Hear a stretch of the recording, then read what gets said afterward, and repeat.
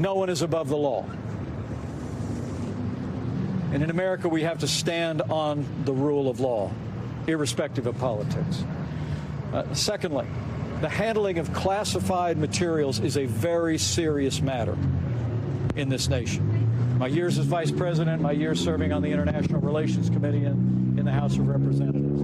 It's important that we protect the nation's secrets. It's one of the reasons why, after the multiple disclosures at President Biden's home of classified materials that he had retained from his days as Vice President and as President, that we thought it was appropriate for us to have our records examined. And we found that there was a small number of classified materials that had been stored inadvertently with our materials as well. We fully cooperated with the FBI's investigation. I took full responsibility for it. I'm pleased that last week the Department of Justice determined that it was an innocent mistake. And let me be clear, it was a mistake.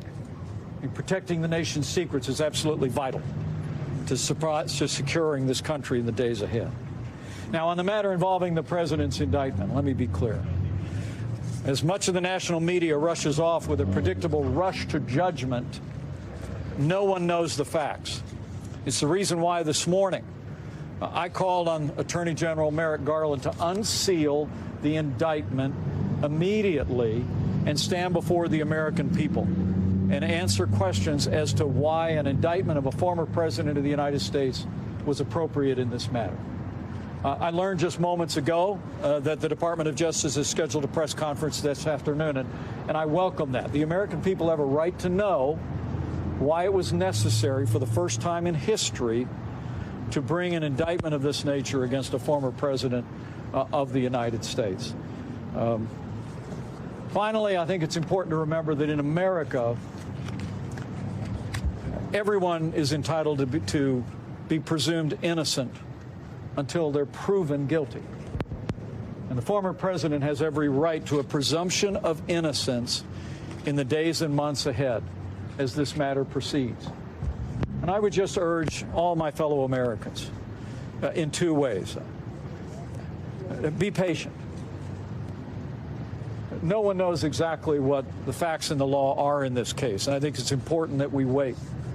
And each American will understand the facts, and we can each make our own judgment about whether or not this was an appropriate action or whether or not there's one more example of the politicization and weaponization that's taken place in the Department of Justice in recent years. And finally, I just encourage people to pray. Pray for the former president and his family as they endure this latest controversy. I pray for all those in positions of authority, that they would have wisdom and be committed to justice. And in the end, I'd say pray for all the American people in these challenging times.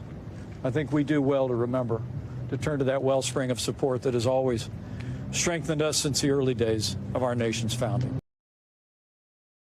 Thanks for watching our YouTube channel. Follow today's top stories and breaking news by downloading the NBC News app.